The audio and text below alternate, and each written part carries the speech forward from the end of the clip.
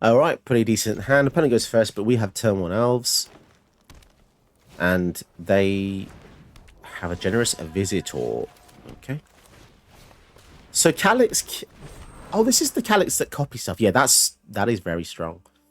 I was thinking it was the other Calyx. No, this one is. So whenever Calyx or another enchantment enters, put a counter on a creature. Then whenever it or another creature control deals combat to a player, create a token as a copy of non-legendary enchantment you control. So many words. Now, interesting that this is a mythic, and it caps out once each turn, right? And Nadu is a rare, and it caps at twice each turn for each creature. So, some interesting design philosophies there. But yeah, I think we're about to see just the power of Nadu here. We just gotta go off already. Kind of crazy. Kind of crazy. Next combat phase, target creature deals. Yeah, so we can have Nadu kill. Oh, nothing, but at least it gets to fight. Yep, so we're going to get to combat. We're going to have this. Fight the Calyx.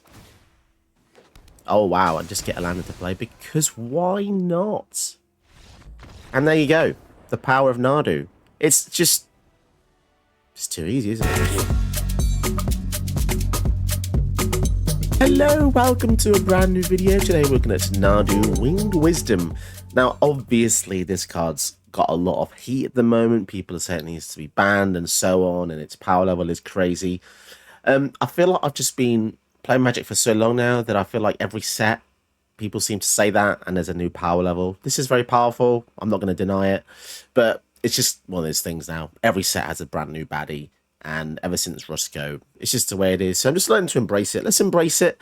I took a while to make it because I know that a lot of creators would be making it as well, and getting it under their belt. And I suppose now is my turn. I think it would be silly of me not to do this, just because I kind of want to get a nice collection of so everyone of all types of players can find some content I like on the channel.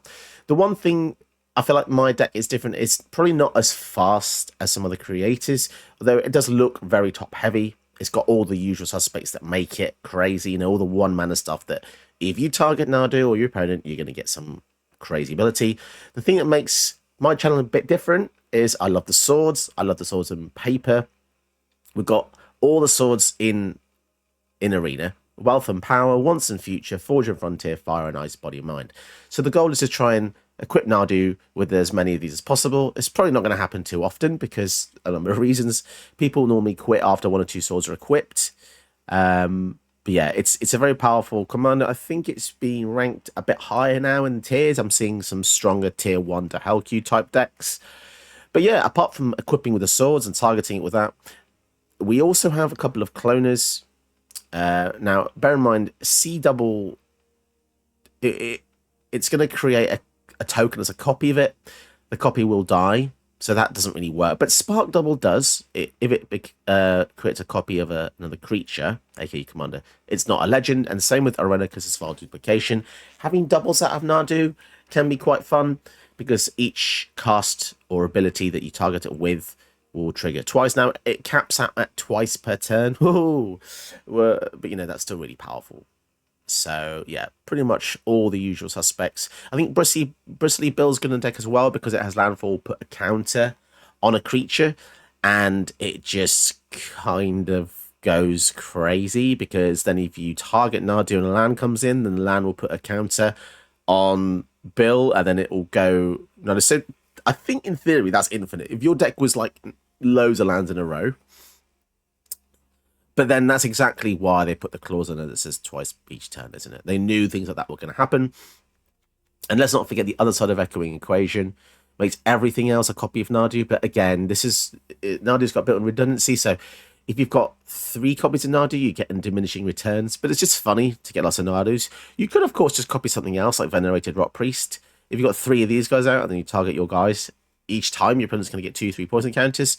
And it's pretty good. Now, I'm in a weird frame of mind with Nadu because, I don't know, as I said in the beginning of this intro, I do feel as though people are very quick to panic, and I think people do latch on to certain concepts. Like, yes, Nadu is strong, but I think Is it as strong as some of the stuff we've seen before? In context, I don't know. Because you still need stuff to target Nadu with, even if it's your opponent's things. All Nadu kind of does is make people run sack effects more and board wipes more. And I think over time it will stabilize. And I think Nadu is an interesting case of a card that showcases maybe people's lack of ingenuity when designing. Because I'm a meta player, when I see stuff, I put stuff in the deck that kind of gets around the problem. Nadu is so strong, but it's, I don't know, I faced it a fair few times, and none of the times I felt like it was too bad. And the times that I felt that it was too bad, guess what I did? I just quit the game, and the opponent won, and they got their victory for the day, and it was all good. So, yeah, it's just, it doesn't feel as toxic as other things like Grenzo, Rusco. I think because has kind of built-in inevitability, where if you didn't touch Grenzo or Rusco, nothing would, like, they would eventually just kill you by themselves, essentially, just from casting any old thing or casting your thing. With Nadu, there has to be a sense of interaction. So if the opponent doesn't have any cards to target Nadu, and if you don't have any cards to target Nadu, then nothing really happens. Now, granted, there's a lot of ways. I completely understand. But yes, in the grand scheme of things, do I think it needs to be Hell Cube? Probably not. I think it's a good lesson card. I think people need to adapt to the meta more. Because if you notice, every time a set comes out, people say there's a new baddie, right? So I think it's a weird thing in the zeitgeist where people just attribute newness to annoyance or power when it's just newness. People just see something new, latch onto it, and they go, oh my god, and then they don't really give it time to breathe, which I did for this. Just let the air breathe to see how it goes. I think Wizards has acknowledged that Nadu is very strong. I'm not saying it's not. But yeah, I think because we've been conditioned to see so many powerful cards now, it's like, meh. And when you consider in paper, Modern Horizons 3, this isn't even the most expensive card in the set. I think it goes to Flage, which is now at $50+. And Flage, no one really talked about Flage. I made the video pretty early. I love the card. I bought one on paper before it spiked, so I was pretty excited about that. But yeah, it's funny how digital and paper have these two kind of different mindsets about them. But yeah, let's see how it goes. I think it's kind of fun. You know, I like triggers. You like triggers. That's why we've clicked on the video. And there's all sorts of really powerful things. So yeah, the MTG Josh that embraces power. You know, it's just the natural progression of things. I'm not saying this is going to be revolutionary, but I think the swords adds like a nice kind of Voltron nature to it. Like you try and assemble all the cards. It's a bit like making Exodia in Yu-Gi-Oh! Let's see how it goes. It's fun. If you don't like Nadu, then I'm sorry, but just quit. That's what I do. If I see an opponent I don't like, just quit. It's fine. You're not going to get penalized for it. It's not ranked like in Overwatch. If you quit, that's terrible because you're letting your team down. But if you quit in 1v1, you're only going to ever let yourself down if you let it, and the opponent gets a free win. So it's a win-win. Let's see life from a positive perspective, and just let's see how this goes. Basically, hope you enjoy. Huh. What is it, Otacon? Hey Snake, have you thought about getting some more subs and some views? Yeah, we could do some new subs. How are they gonna do that? Yeah, you can just do that below. Go ahead and click like and subscribe below.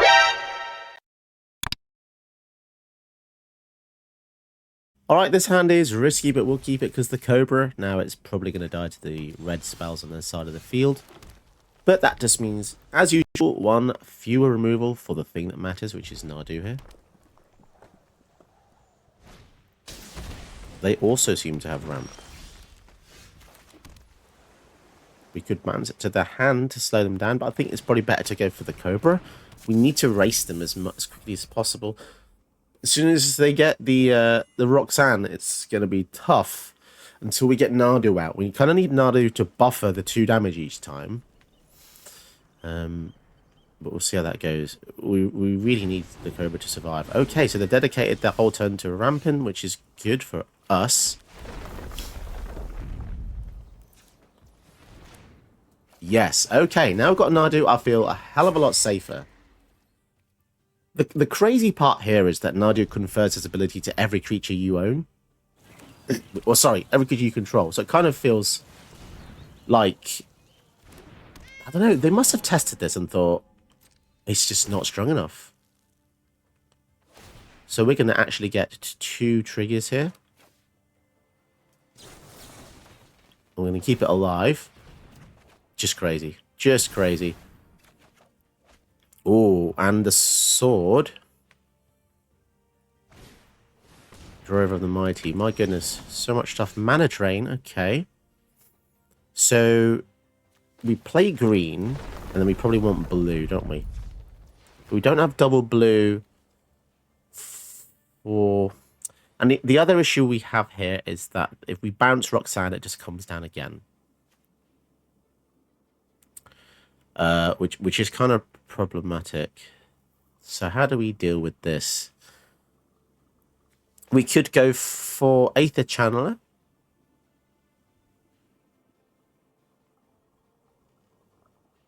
To bounce the Roxanne. Maybe that's the best thing to do. Now, of course, that means they're going to get another meteorite, but we'll see. We do have to presage you. It's right. There's one really wacky way out of this. Right, they target the. Oh no, it won't work. I was going to say if they target the Lotus Cobra or any way to get a land to the battlefield using Nadu's ability, we'll be able to get a blue source. Bone Horde. Okay, they're going to go for something completely off-piste. Domri, Anak of Bolus. Now, if they use the fight, they're going to try and fight the Nadu here with the Bone Horde Drakesaw. This is going to work out really well for us. We're just going to bounce it back to the hand. So we'll let that ability resolve, which is a land. Okay, so we get blue. Can we actually utilize... we could turn this into a regular land, but I don't feel that's very good. Target creature +1/+1, and then bounce another one. So we'll give him a boost. We'll bounce that. So we're going to get a trigger. Rot Priest. Oh wow. Okay. Do we want to use a precision? No, I'd rather play it as a land, to be honest. So bear in mind, Roxanne is a really powerful deck, and we can go toe to toe with it. Again, we don't have any blue sources, so that's a shame. We keep having to use our Lotus Cobra to give us the double blues. We can just kill the Domri though, that'll be fine. What should we do here though? Maybe go for the sword. The sword will give us protection from blue and black.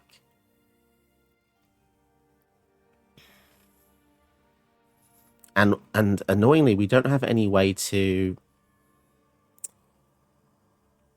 how do we deal with this? I think we're going to sacrifice the Channeler attacking into there. And we'll give the sword to Nadu. Keep Nadu really, really protected. Oh, okay. Well, that's changed a heck of a lot. Right. So Nadu's going to go in there. Channeler's going to go in here. Now, either way... If they trade with the Channeler or lose a Domri, then -1 mana, and that's exactly the position we want to be in. I'm fine about that. I really am. They might think that we want to counter their stuff or something, but... Strix Serenade. I'm not too bothered about having counters on top. See, but now we can bounce something else to the hand. Return. Oh, so +1. And... I think we'll return that. Just going to slow him down a bit, get another trigger. Beautiful. Now, annoyingly, we still do not have the double blue here, but oh my goodness, just taking them out. The hexproof we have, I don't know. It's just crazy.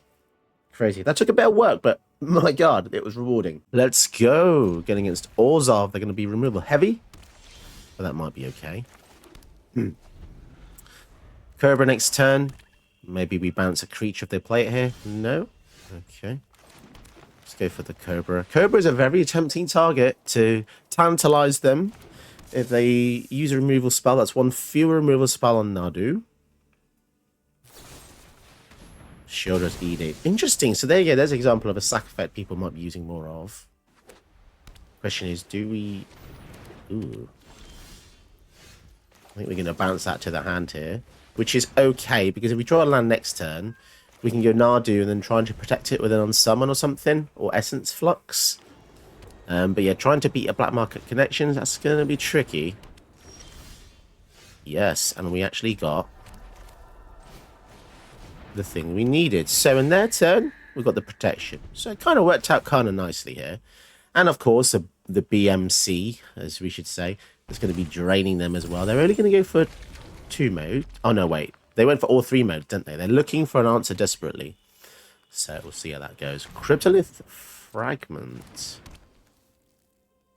Each player loses 1 life. Oh, okay, so it's a slow drain effect. Infernal Grasp. So we get the trigger. I guess this is the crazy part, right? That we are now going to get to flicker and get another trigger as well. Which then gets another land. Kind of bonkers, to be honest. We could go for Spark Double. And then leave up the Heroic Intervention. Wow. Wow. Down to 16. Okay, they might want to think about opts that soon to start draining, especially if the BMC is going to be draining. BMC sounds like a burger from Burger King. But what would it be? It would be some kind of burger, meat, cheese. Burger, meat, and cheese. Although the meat is already the burger. Unless the burger is vegetarian, in which case you're having a vegetarian and the meat burger. Twilight Prophet. Okay, well, we have some bouncy for that. So they're not going to get away from this one. They do have mana up. But to be honest, I feel like we've already got them. This is just... It's kind of weird, right? Because Nadu... It feels like Nadu shouldn't do anything, but it seems to do everything. Oh, wow. And a Venerated as well. But we're going to go for the... I think this is going to be partly the issue with this guy is Nadu just wins games through concessions. And I guess that's not that interesting, but that's just the way Nadu is, I guess. Wow, we are getting matched against Roxanne a hell of a lot. It must be to do with the weighting in the game. But that's just how it be. Or else, if we had gone first, this would have been very different because Red has a difficulty dealing full damage that early. It's not impossible. There's Lava Coil and so on, but still no red mana. That's just good for us. Okay. Well, here comes a Nadu. It looks like Nadu might be Roxanne's natural enemy, which I think is good. As crazy as that sounds, Roxanne needs to be in check. I think certain things exist to keep other things in check. It's like Ragavan. Ragavan exists to stop Control being crazy. Now, just think about it for a second. There's going to be a lot of theory in this video, but because Ragavan is in Magic, it means that Control players have to adjust. And this is exactly why I put Fatal Push or Lightning Bolt in all of my decks, because you basically need to be able to kill small creatures very early on. And, oh man, the shuffler, the tapper there was horrible. I wish it just tapped the elves and left my green blue up. But it's fine. We've got the Blossoming Defense. But yeah, what I'm saying is very fast, very cheap threats are designed to keep very expensive, very control-y decks in check. And if that doesn't happen in a meta, then you get an overwhelming number of each. So I think it's very interesting to kind of see it from both perspectives.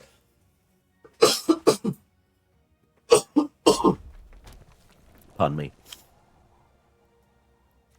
So they're going to try and kill the sword. We'll protect it with the... Oh, it's only creatures, isn't it? Oh, I was thinking it's permanence. Okay, fine. So we lose the sword. That's a shame. We wanted to face that one against them. But yeah, so yeah, you need control decks to keep aggro in check, and you need aggro to keep control in check, as weird as that sounds. We could just use the defense here, but I think that would be a silly idea. Right, let us... We missed a land drop.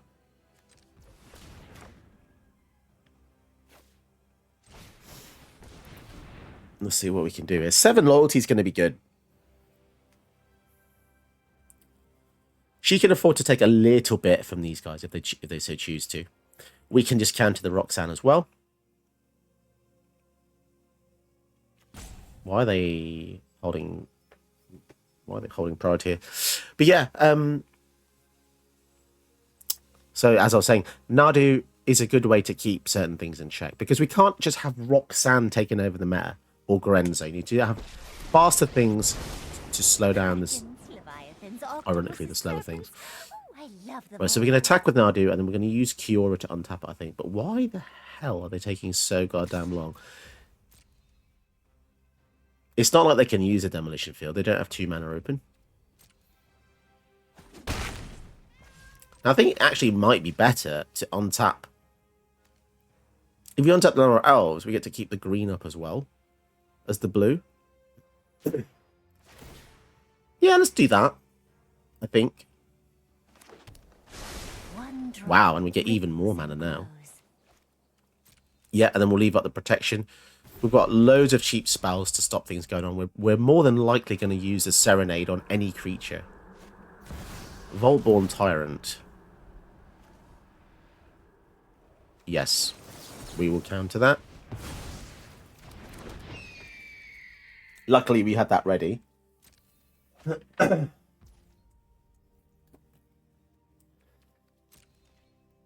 That's a stupidly powerful card as well. I mean, just look at the power of that, you know. We could be so cheeky here. Pump up the elves. Kill the South Steel Seeker. Crazy. And that's what I'm saying. Keep the Roxanne decks in check, guys. Just keep killing them. And maybe it will make them go down. Nadu decks might go up, but then don't worry. The next set, you'll get another card that will be stronger than Nadu to keep her in check. So it's this natural equilibrium we're getting at here. Here's the thing as well. It's not like we're going first every game. We've gone second quite often here.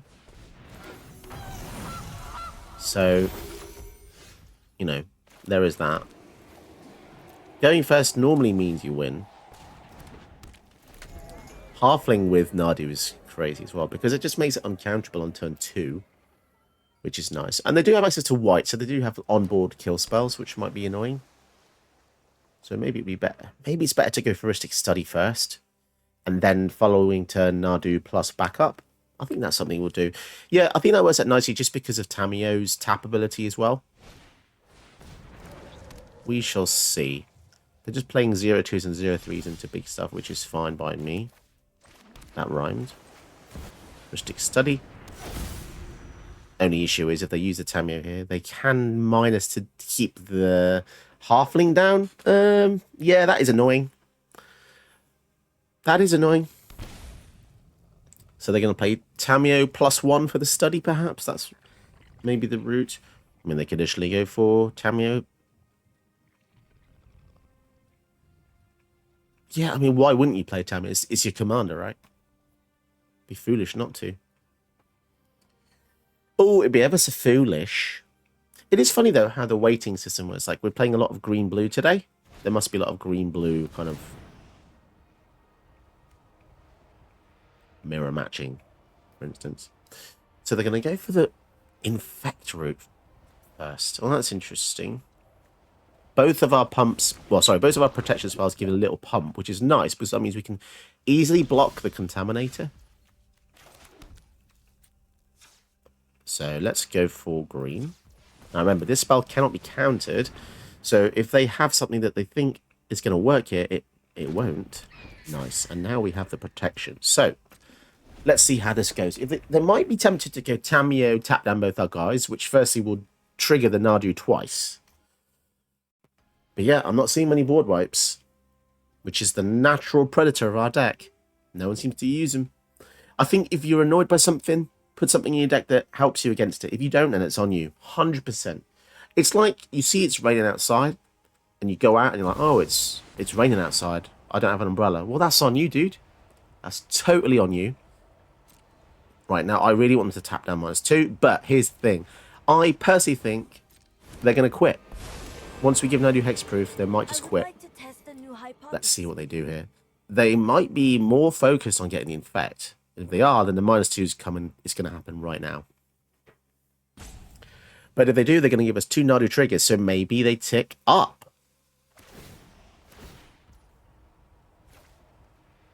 Okay. Those two, interesting. Whenever either of those creatures deals combat damage, you draw a card. Combat damage. Okay. Fine. Fine. So let's still try and get them. So they're going to attack in. +1/+1. So we'll be a 4/5. Now let's hope they don't have any interaction here, because that would screw up our plans. A land would be nice. They might be using the Gilded Goose to counter this. They're going to use Pact. Can we kill them? If they don't have 5 mana in their turn, they will lose the game. That is the most risky thing I've ever seen, I think. Yeah. 1, 2, 3, 4, 5. Oh, that was so stupid. They used this, but they didn't have the 5th mana for Kill the Goose, instantly killing themselves in the next upkeep. Surely just letting us block the Blood Contaminator would be better. That was so stupid. Unless it was a suicide move, of course. Okay, we get to go first. Sadly, we don't have untapped green turn 1, but we'll work on that. More lands is required, to be honest, so we'll dump the sword for now, which is a shame because it's the theme of the deck. Quest for the Necropolis. Landfall. So luckily we have the elves and a dive down, so if they do try to fatal push the elves, we will use the dive down to protect it. So what happens when this goes off? Put a quest counter, sack it, put a target creature from the graveyard to the battlefield, cost 1 less for each quest counter on it. Whoa, that can get kind of wild. We'll play this, reveal the island, and then we'll go for Nadu. And do they have the removal for Nadoodle? Or they're going to go Toxic Deluge, which, by the way, is an answer for Nadu decks. If you don't know, Toxic Deluge, 2 and black. Pay any amount of life. All creatures get -X equal to life you paid. It's pretty good. FYI, you should probably all use Toxic Deluge. Doesn't target, it's 3 mana, it deals with Nadu on curve. What more could one ask for? So Nadu plays like a weird permission deck, apparently. Here comes Crick. So I guess they can resolve that. And they're going to get 1 spell off here. Dark Rituale. We could just bounce it in response, right? +1. Bounce in response. Let's see what they do to that. We get a Witness Protection. That's good. And then I think what we can do is just let the Dark Ritual go off. And then we'll just see what they cast. Because if they've got 3 mana up, we can just counter the following spell with a Denial. So did we just waste... I think we just wasted the Dark Ritual, guys. Feels kind of good. Swing in again. And then we're going to use the elves. I just don't like the idea of having the elves be a bit vulnerable there. Because they kill it in the upkeep. We can't use that mana later on. So it's a bit safer to use these. Right. They're at 11. I just realised they're at 11. So the thing about this is, right, this is not even my fault. I'm not doing it. They spent all that life on Kirik. So... Just saying. They lost that life themselves. Let's turn it into a 1/1 businessman. The flavour there is interesting. No. Stop tapping like that, please. Oh, lovely. Now, the scary thing here is we are going to be milling a lot because of the sword, and the quest can revive something. But if they want to spend their entire turn reviving a Phyrexian Obliterator, I'm not really that bothered, to be honest. So yeah, I think the other thing we have to attribute is positive kind of bias. So people might look at this video and go, oh my god, using Nadu, that's so oppressive, and I'm winning. But they're not interacting with me. There's currently been no removal or wipes or anything. So you have to be careful when you judge the power level of a card. Is it because the card's powerful? Or is it because nobody has removal? I often have this in Commander, Paper Commander, which is a really interesting discussion, actually, because people are scared of playing me. Because they think I'm like this... Okay, I'm a pretty good player, but they kind of think I'm like this unbeatable player. Back in the old days, when I used to play Standard, the issue is, a lot of the people that said this are people that do not use interaction. And then they wonder why they're dead. You have to correctly attribute the right factors before making an assumption.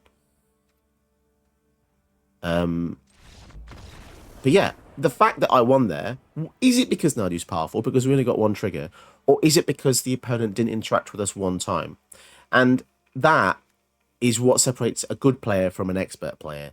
Critical analysis and deciding on what factors are actually contributing to your win. Look at the game as a whole and ask yourself, how did you win? Look at the opponent's graveyard. That's why I'm always looking at the opponent's graveyard. I'm just trying to see what they've done this game and what they could potentially do in the future. The graveyard is a very important data point. It gives you a lot of clues, especially when you mill loads of cards like that away. But yeah, just an interesting note to leave you on. Just think about how you won, and it will make you a better player. Because when you think about how you lost, you plug those holes and fill in the gaps. So if Nadu loses to a lot of sack effects, then you can introduce Tamiyo. The 4-mana Tamiyo says you cannot sacrifice anything. Suddenly, your opponent has to adjust again. Now your opponent's running more regular board wipes. And then maybe you could introduce more effects that give yourself indestructible, like Heroic Intervention. That's called the meta, and that's the most fascinating part of the arena to me, is all Magic in general. It's not even just the building. There's so many parts. It's like 30% building, 30% playing, and 30% theory crafting. I'm almost always thinking about Magic. That's because I'm a lunatic. But that's how you become a better player. And I get asked a lot of questions. How to make this, how to make that. It's all about strategic thinking, just slowing down your moves and just kind of talking through the process and communicating with yourself, as weird as that sounds, on the formula that won you the game or lost you the game, and then move on from there. Did you know that you can help my channel by watching another one of my videos? Go ahead, you know you want to.